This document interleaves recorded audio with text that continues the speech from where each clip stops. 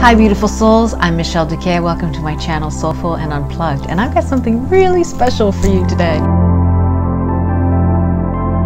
This morning I had the pleasure of having a wonderful conversation with a fellow YouTuber, Jamie Munday, and he started a podcast and I was the first in his series. It was, kind of an interview. It was more of a real interactive conversation about the awakening journey.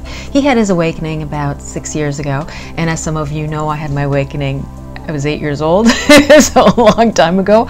And we talk about the process, the ups and downs, and how to help others not feel like what they're going through is so strange, because it's not. It is a beautiful thing, but there are many ups and downs. So we have a beautiful conversation about that. You'll also find a link to Jamie's channel in the descriptions below, and I highly recommend that you subscribe to his channel because his videos are full of wonderful insights and experiences that he's gone through in his own awakening journey. I really hope you enjoy it, and I wish you a wonderful day. Welcome, Michèle Duquet, to the first awakening podcast that I'm going to make. I'm feeling into an idea that is a podcast based around making awakening normal. For me, as I went through my awakening process, it wasn't a normal thing. People were judging from the outside. I was very much self-critical, and I feel, I'm sure you'll agree, Michèle, that as a light worker, there's not necessarily a responsibility, but an opportunity for us to shine the light on the dark areas that we, go through, so that we can help others, make it a little bit easier for them. So, welcome, Michèle. I'm going to leave a link to your channel down below. We've had a little conversation before, haven't we? But yeah, we did, but we were trying to, okay, let's not talk about that. Let's leave it for the video. I'm very excited about this. I have to say, thank you so much for asking me to do this. You're welcome. You're welcome. We might as well just jump straight in at the deep end with it, because let's do it. The reason I wanted to specifically I've had this idea of doing this for a while, and I've not found the right person. The right person hasn't popped up for me, just for me. And this is what we were talking about a little bit earlier. Yeah. You have a lovely energy. I've seen some of your videos on the energy readings, and it's these energy reading things that really spike my interest, because I'm so interested, and we have a few things that I'd love to get through. I mean, there's no structure, it's just an open conversation. Yeah. But we might as well start with a banger. What was it for you that got you into this energy reading? Because it feels to me like you're reading into an impersonal, sourceful energy, and relating that in a really empowering way for people. So talk me through your process with that, how it works, what it's about, because I'm intrigued. Yeah. So this is something that I did my whole life. So what happened was, when I was a lot younger, my awakening happened at 8 years old. So I carried a secret sense of deep responsibility towards everyone I came in contact with. I saw everything about them, and I felt like I had to protect them, because if they knew what I knew, it would destroy them. Okay, what do you mean by that? That's interesting. So they were not ready to have their ego shaken up. Okay, fair enough. I understand that. Yeah. They were not ready to see themselves as they truly are. And what I mean by as they truly are is, I would see their pain, their deepest pain. I would see their deepest vulnerabilities. Their God, if I think back, so I'd come into contact with someone and I would see everything that they were desperately trying to hide. And I wanted to make sure that they knew that it was hidden. Yeah. I was not picking up on it. I fully understand that. Yeah. And this, I'm talking about, I'm a child. You went through it at a very, very young age. Like 8 is young. That's like by design for 2 years. Absolutely part of the big plan, and I understand the big picture now. So then my teenage years and my 20s and into my early 30s was spent desperately trying to put a cap on it all and just not be me. Yes, yeah. Desperate. This is perfect for this podcast. Yeah. Thank you for sharing that and getting vulnerable with that, because that is a feeling that a lot of us get, and that's why that's the link behind making this podcast, is that we desperately try and put a cap on this version of ourselves that doesn't seem to be accepted. And then I think we're going to talk a little bit about embodying, but later. But sorry. Well, with the things I went, because my awakening was the first experience. I was 8 years old. Was just absolutely terrorizing. I experienced the source. It was horrific. Okay. I would not hope this on anyone, and I don't understand how I survived. And I remember waking out of it, because I left my body, and it's a big experience. But when I snapped back into my body, I thought I should have died, and I didn't. There's a reason why I didn't die. So that experience was so traumatic, horrific. The full light of source and infinity is so unfathomable to a human being. Right. From that perspective, that I should have gone insane, and I didn't. And I realized at that moment there's a reason why, and I'm going to find that out. But what I did was desperately try to not ever think about it again. Because sorry. It was so awful. Wow. Okay. No, carry on. Because a traumatic experience of awakening seems so. Honestly, to me, it doesn't compute, doesn't relate. Because my experience, it was. I purposely experienced the absolute opposite of love. It was horrific, destructive, evil. Evil is the only word I can come up with that comes close to describing the impact it had. And the reason, and I know there's a reason why, of all the research I did and of all the people I spoke to, all the books I read, that experience is nowhere to be seen, and I couldn't find it anywhere. And it's because I could understand the power of source better than the extreme love of source. And that's what most people feel in their awakening, I think, from what I've understood, is the bliss, the incredible, overpowering bliss. And then the darkness that follows, but the darkness that was, sorry, I just got an email. I should turn off my emails. Yeah, I'm actually going to do that right now. Quick pause. I just got a huge bling in my ear. Let me just move that off. There we go. And then, so the impact of that was, I had to experience the stuffing down of it through every kind of addiction. So I became a very heavy addict of many things. Now I have deep compassion for you here, because that was my journey too. Wow. Yeah. So that's what I mean. After the bliss happens, the darkness follows. For me, that was my experience of the journey, and then the clearing and the purifying of that darkness, that dark gremlin energy, of course, bad words, but it just felt like a gremlin inside of me, this constant need to fuel and fuel this darkness inside, and repress who I really was for fear of judgment. Perfect. This is perfect for this first podcast episode. So for me, it wasn't any fear of judgment.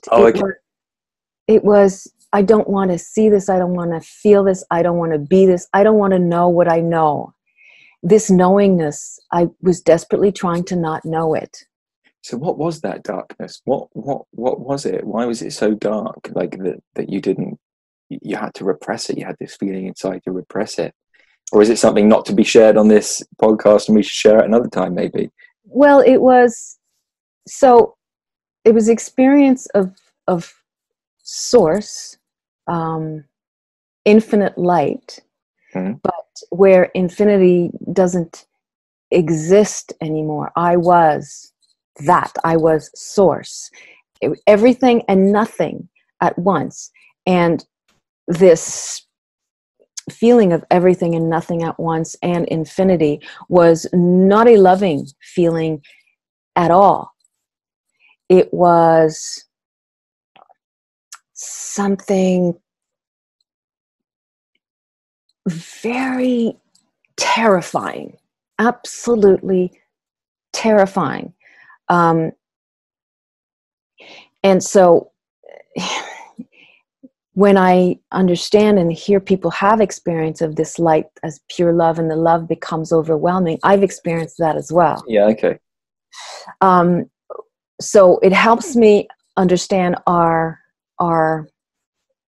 collective work at bringing everything, the whole universe, into that love vibration, because it can just as well go the other way. See, this, I hear this a lot. God is love. And yes, God is love. Source is love. Yes, source is love. But source is actually neither love nor terror. It is just infinitely powerful. And it can be this experience of love, but it needs our involvement and our intention. Yeah, that's interesting that you bring that up, actually, because I'm just feeling into this myself, that we see that in ourselves. We see ourselves, well, for me, as I was going through my awakening journey, we slowly realized that we ourselves are on unlimited potential, this unlimited power that you're speaking about here, I feel. And we are an unlimited potential, but what potential are you going to create for yourself? And you're right, intention is so key with that. How are you? And this is why this podcast is kind of happening, because I have a lot of intention of judgment, of judging the experience that I've had as not normal, as crazy, and I get that from the external world too.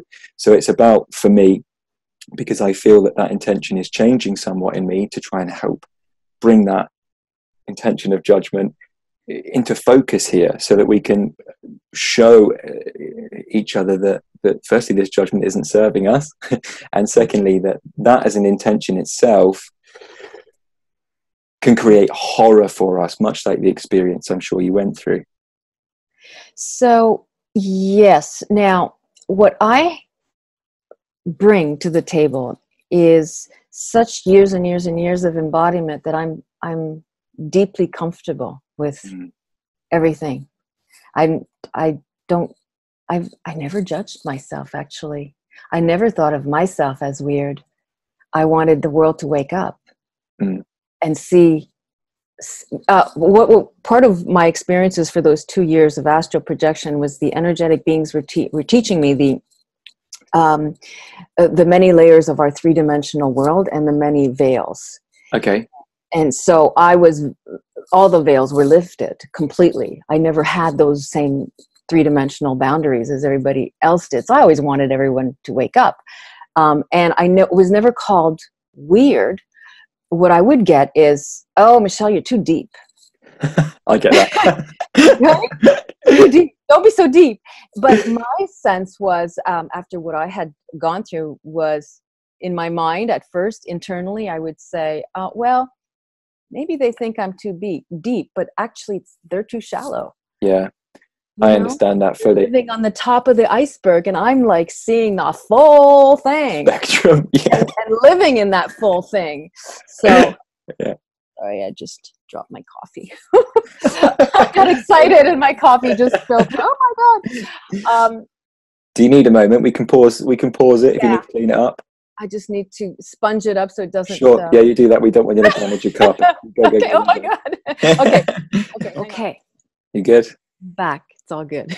Back from a little recess break. Yeah. So I was saying how I felt they were too shallow. So my experience is very different because I had these energetic entities teaching me for 2 years.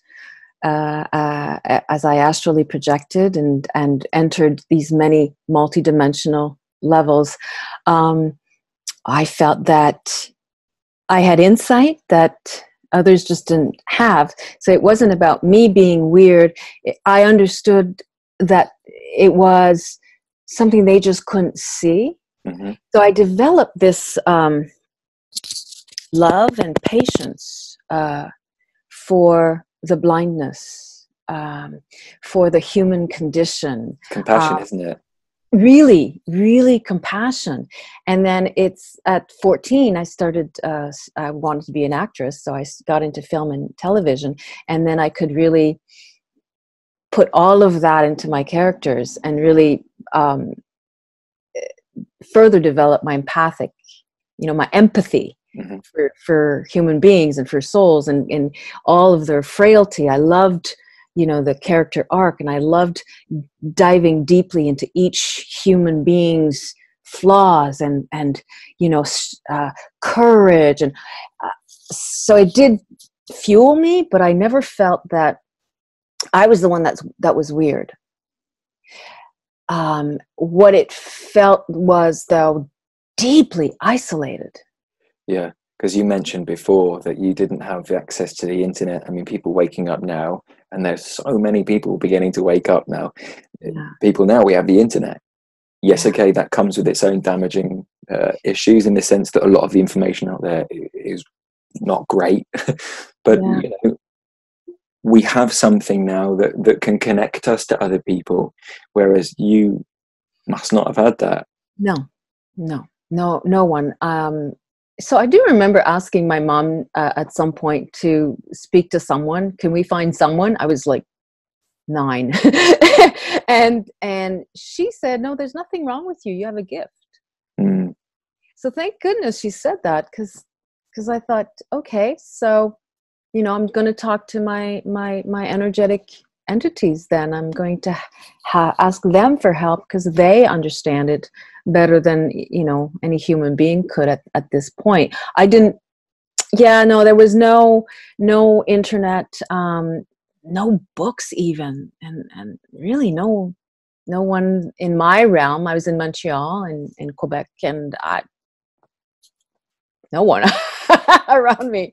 I can't fathom that idea, because my teacher said that too. He said he was especially going through the dark night of the soul. I don't know if you've been through a dark night of the soul experience yourself, especially going through the dark night of the soul, how much of an isolating place that must have been, to have no internet, to have nobody to talk to. Yes, by design, I'm sure you'll say, and I believe you, absolutely.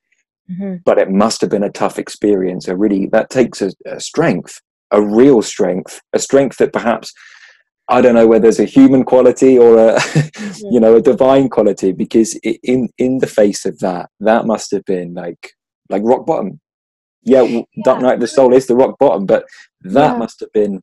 But I suppose you didn't have any other options, did you? You didn't know of the internet, so perhaps, I don't know. I was also blessed with a very difficult childhood and a very difficult, cruel father. So he was my biggest teacher in that I never grew up thinking that the world was a lovely place. Yeah. I grew up kind of expecting people to be cruel and manipulative and crushing. Yeah. And so it also gave me the resolve to not be that. So constantly I was working at not being manipulative, not being cruel, not being, to counterbalance that effect. And the same with this awakening experience. I felt a tremendous gift. While it was horrific, it was an awakening. I knew it was a switch. And I also felt that you were talking about it takes a certain amount of courage to do it in isolation. There was an enormous amount of information that came with that in that moment. Even back then, 8 years old, I sensed that my DNA had changed in one lightning bolt.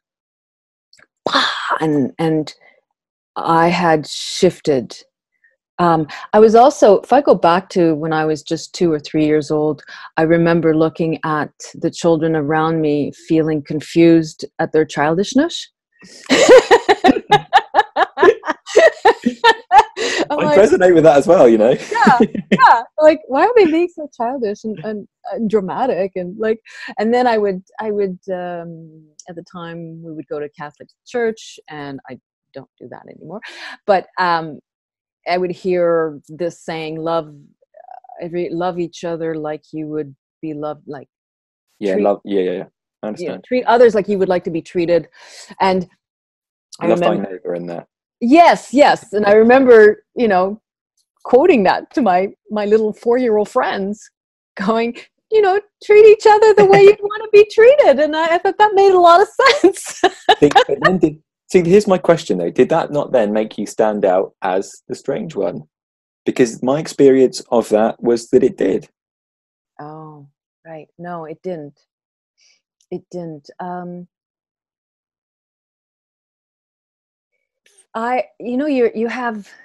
Sometimes you have these gifts. I don't know why at the time. I used to model, and I was a model, and I was very, very successful on magazine covers. And I felt blessed that women weren't envious of me or jealous of me. And I felt that was just a gift that heaven gave me, somehow a protective thing. Yeah, interesting that you say that, actually, because there is this sense, isn't there, of protection from, look, I can't put words on it because I can't describe it, but there are some times that we are just totally protected by certain things. Yeah. By certain things. For me, it's violence. Especially Oh, being wow. a man, I used to find a lot of other men getting very angry, very aggressive towards me. And I don't know if you've done any yoga or gone into the philosophy of that. There's a principle called ahimsa, which just means non-violence to others, non-violence to yourself. And if you practice that, there's something we call in yoga, which is it's called a siddhi, which just means a superpower. And it's what you get back. You get back this protection. If you practice non-violence in yourself, you get back this protection of non-violence from other beings, should we say. It's the strangest thing, isn't it, when that protection comes in as well, in sometimes the strangest moments, sometimes almost just exactly bam when you need it. Yeah, and there it is. Just to divert somebody else's attention in a different direction. Speaking from my experience, in bars and that. Yeah, so I think that the correlation here, when I was a young child, is that I had this gift of people being attracted to me and wanting to be my friend and like liking me. That, for some reason, this aura of people liking me. So I was never branded as weird and also we're all gifted with certain personalities, and from the get-go, I had a happy, joyful personality. I was born joyful. And, like this heart swirl of joy. And that's my natural state. I do feel joyful naturally. That I've always known as a gift, an absolute gift. There's this kind of buzz in my heart, like, oh, life is good, I'm here. Kind of excited to be here every day. I'm like, oh my God, I'm on Earth. Woo. I do resonate with that. Yeah, fantastic. Yeah. And then so the personality that I was born with helped with me not being judged as weird. They would judge me for eating weird foods when I started way back in my teens, vegetarianism and or organic foods. And like, really, that was just so weird. People would come into my house, look into my closet to see the weird foods I was eating. Like, this is so funny. The cupboards are like, what are you eating? Ew. It's so gross. How can you eat that? Well, yes. I was taught, people thought I was weird with food. Yeah. But to go back to the repression of it all and the isolation of it all, and the addictive side of all of this desperate need to escape what I knew, was also part of the, dark night of the soul. It was very long, decade long. Really? Very long, yeah. But never involved necessarily depression, just a need to just not be who I am, and a repression of that. And that was, without the internet, without any of that. And I think the internet didn't arrive until, my God, I think maybe in my 20s. So it's a long time. Bless you. Long time. What is this then? What is this repression thing inside of you? Where was that coming from? What was this urge to repress who you really are in you? So, I guess it was because I needed to survive in this three-dimensional world. It was a desperate attempt to survive in the three-dimensional world and fulfill my mission. I do feel when my first awakening happened, I realized I had a soul mission I had to fulfill. Yeah. And part of it was to not desperately all the time want to go home. I was very homesick all the time. Wow. Now, see, we can hear home one of two ways, can't we? What do you mean by home? I mean, a world where light beings interact. Okay. So it could be, when I saw the movie Cocoon. I've not seen that. It's a beautiful film. And I came home after seeing it, and I was very, very sad and lonely and really homesick for days after seeing that movie. And that was the first time I understood, okay, so maybe I am coming from a place that is just more high vibrational than this planet, higher dimensional than this planet. And I never really went deeply into what that might be. If it's, a star system, a planet system, I always view things energetically. It's just energetically things felt more like that movie than the planet Earth.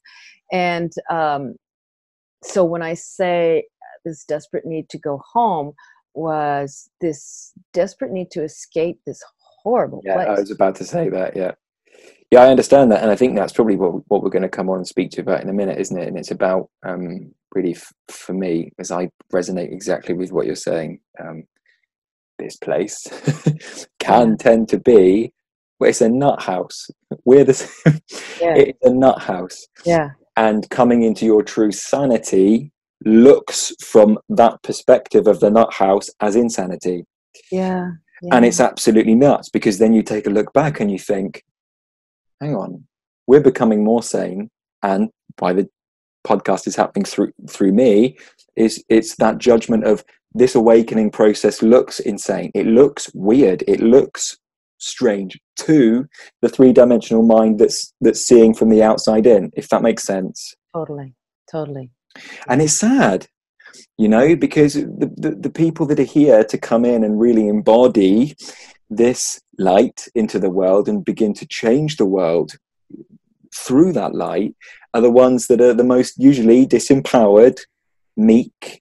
And that's sad, because this is what this podcast about. It's about empowering that light, if we can, because the judgment is so dark and it's so real, and it makes you want to leave.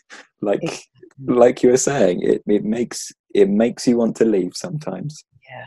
So the embodiment process for me took 4 decades, probably. Long time. And I didn't realize what I was preparing myself for in the embodiment of everything that I had learned. And what does it mean? What is embodiment? It's bringing all of these knowledge at the higher level into our human existence, in here and now. Yeah. And so part of what I was doing in those 4 decades was studying how to communicate in a way that does not alienate. I understand. Did you ever find that people found you to be patronizing when you were beginning to explain? or is that one not the area you're going into? Okay. Like I would catch myself so mindfully. So I remember way back in my 20s, I had a boyfriend, and at one point he said something, and I rolled my eyes, and I said, "Oh God, you just don't get it." And then I'm like, "Oh my God, that's it. That's what I cannot do. That is not who I want to be." Yeah. And he laughed. He goes, "I know I don't get it," but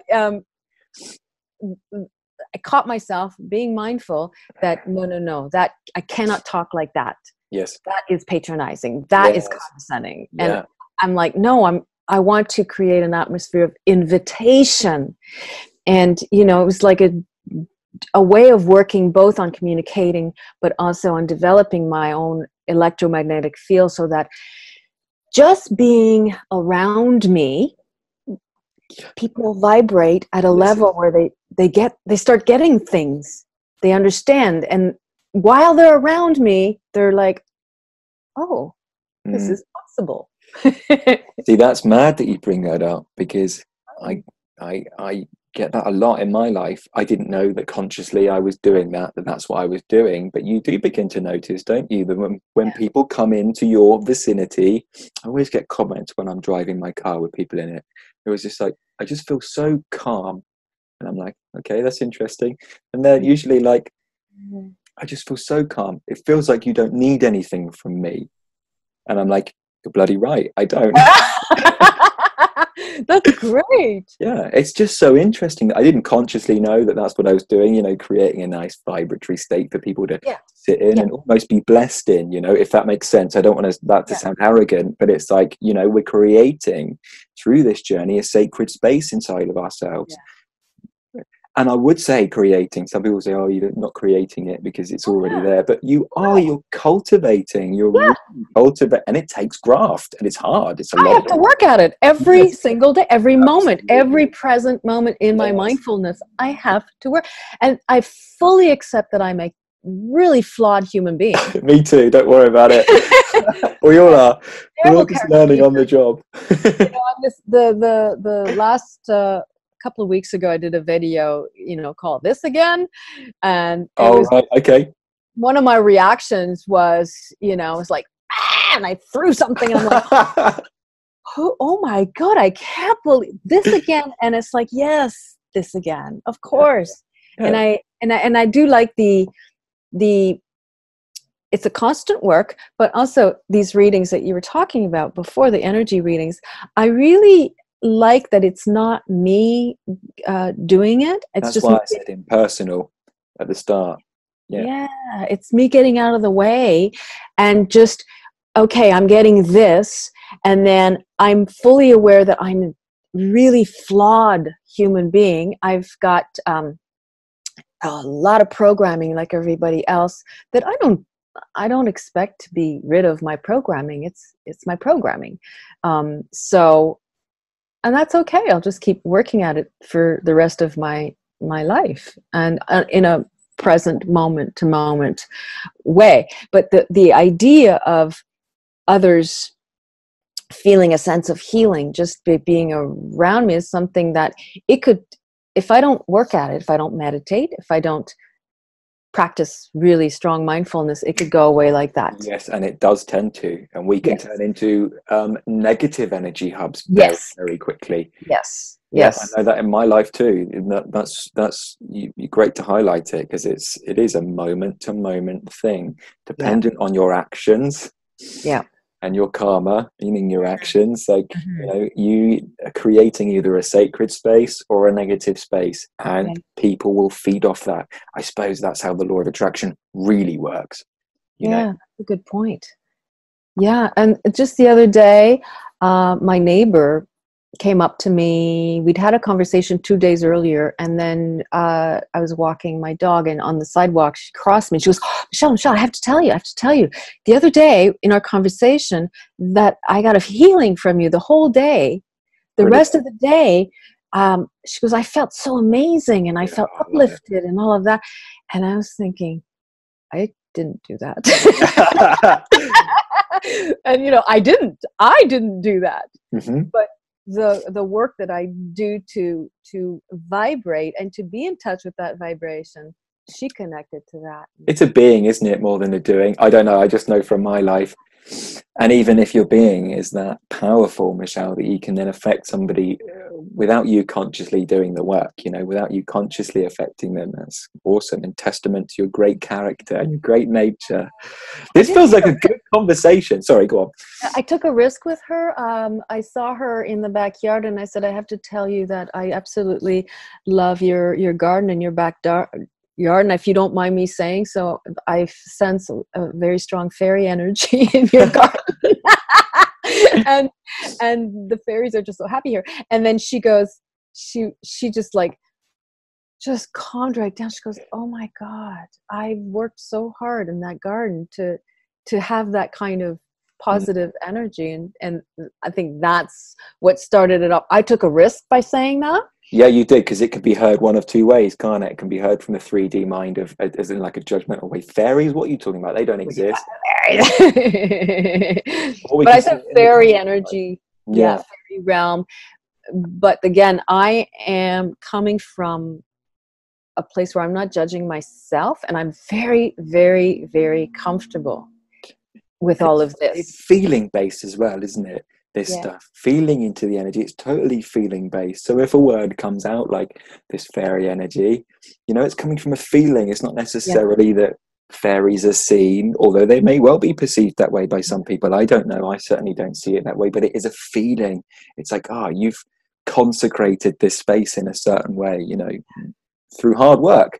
Yeah, through hard work. And by people realizing or finding out about my channel and watching some of the videos, and those who knew me 20 years ago, 30 years ago, my lifelong friends, even, you know, my ex-husband, to them, this makes the most sense ever.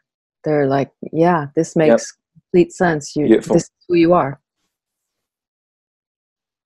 I've never hidden who I was, though. I always, you know, shared these experiences. The first time I shared it, I was 13 with my lifelong best friend. She's still my best friend. And it was a real thing to share my awakening, you know, with her. She is very enlightened and received it beautifully. So all along the way, I did share these experiences. But I never took it to the level that it is now, public. Well, it seems like the theme of the call kind of might be embodiment in that sense then, because it's like it's only when you really fully embody the experiences and own them truly and totally can we then begin sharing, at least from my experience, in a way that is coherent to others. Yeah. In a way that makes sense for them to the best that we can. You know, we can't control it. We you know, because I've had issues in the past of this controlling one, trying to control people's perceptions and let them know that I'm, you know, I'm not crazy, and like, but you can't. You just have to embody the experience and speak about the experience and let it be. You know, if they think you're crazy, you're crazy. You can't control that, and that's a big thing that I'm actually working with a lot of clients with that as well at the moment, and it's fun. It's good work, isn't it? Yeah, it's a good workout. It's a spiritual workout. I just had a thought about that. Oh, it just left me something about. It'll come back. It'll come back. Yeah. Trust it. It'll come back. Yeah. If it's meant to be, it'll come back. No. No. Back. What were you saying? You were talking about. I was just speaking about embodying the experience and then speaking in a way as to not try and control other people. You're welcome. Yeah, it's just what I do. Thank you. Yes. So in part of this massive experience of infinite energy, what happened was I'm able to tap into all of the different realms and energetic fields, and I'm able to. Each human and each soul has their own kind of stamp. Okay. Yeah. Like a fingerprint. Yes. And that is what I tap into if I'm trying to communicate with someone. and I am able to find a way to communicate with them. Yeah. I understand that. I understand it. So it is feeling based then. I suppose we've come full circle on the question, what's the energy readings? How does that come about? So it is feeling based. It's feeling into the other person, is it? Yes. Feeling into the energetic. That's empathic, isn't it? This is telepathy at its best. It's Yeah, I was trying to because all these came from the energetic beings. I didn't study much. I don't search the internet. There's a lot of stuff that people talk about that I don't. I had to search what an orb is because my last videos had these lights. I didn't know. So anyway, but what is an orb? Just because I'm interested. Oh, you mean like spirit orbs? Yeah. Okay. Like little light that, leaves the body. And so anyway, yeah, so I was looking at people were trying to label what I do or put a name and a wave, and I realized I do tap into everything. So I hear thoughts, I have super strong visions. Yep. My heart is wide open, so my heart chakra opens. I tap into the love energy realm. I also am so I feel heat. It's like in every hands? In my hands and in my heart chakra starts to get very, very hot. Okay. And then I get this light that goes through my body and sends, those shivers all the way up and down. There's many different ways. So there's not just one way. All the senses are activated. And there's also the third eye that just kind of is wide open. This sixth sense. Yeah. So it's not just one thing. It is feeling, but it's in every sense.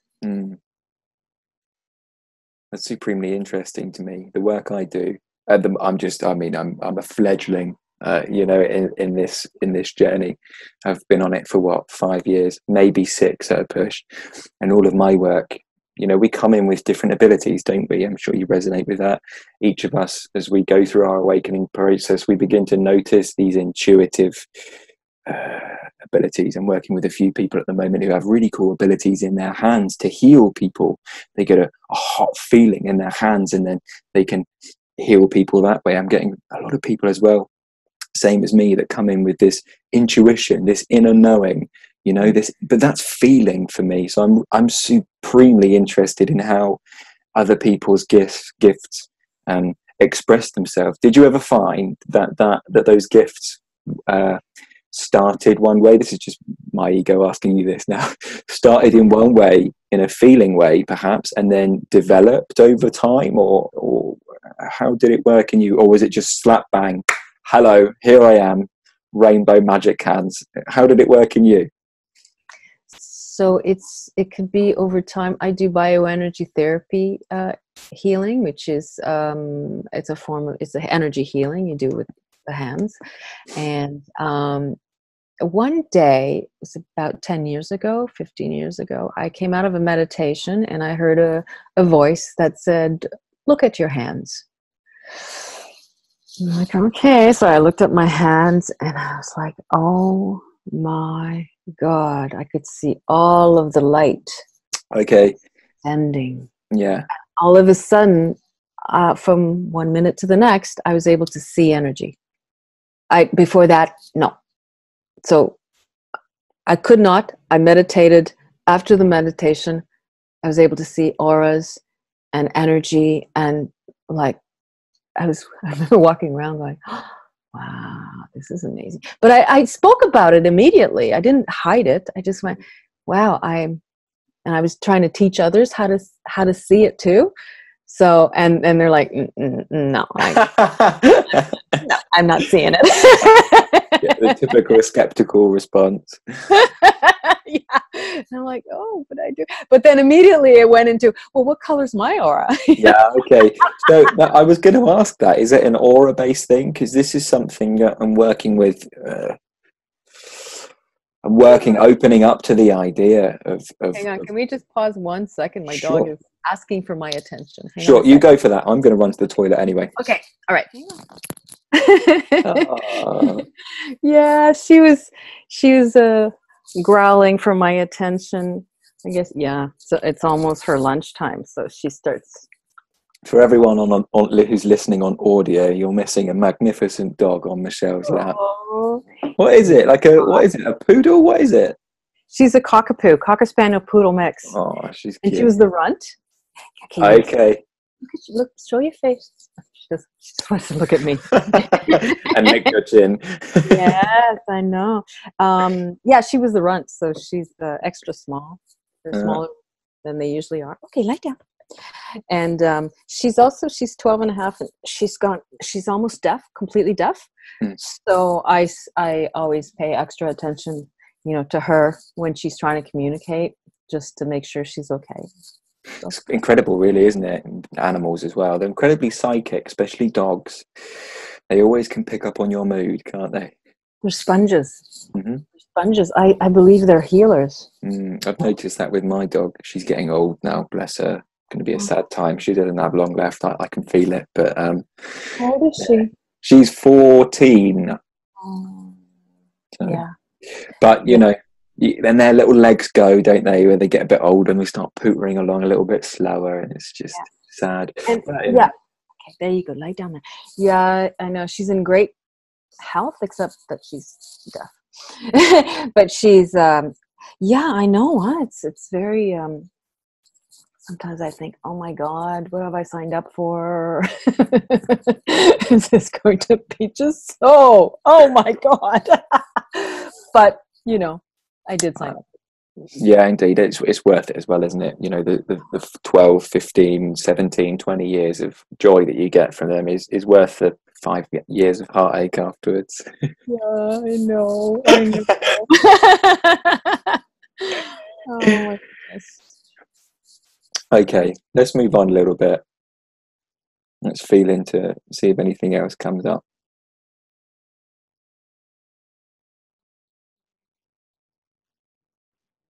Do you know what? I don't have any other questions. So, well, I was thinking,